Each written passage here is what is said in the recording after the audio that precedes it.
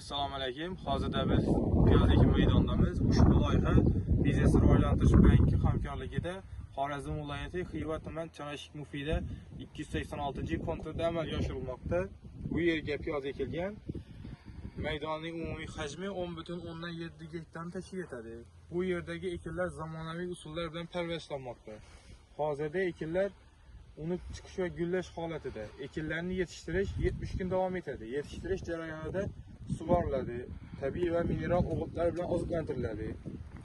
Ushbu loyihaga 57 ta dehqon xo'jaliklari biriktirilgan. Har bir dehqon xo'jaligi uchun o'rtacha 0,6 gektardan yer maydonlari to'g'ri keladi. Loyihani samarali amalga oshirish uchun lider tadbirkor Chanashik Ollabergan Masharif Abdulla Emchijit ishlab chiqarish korporativi biriktirilgan.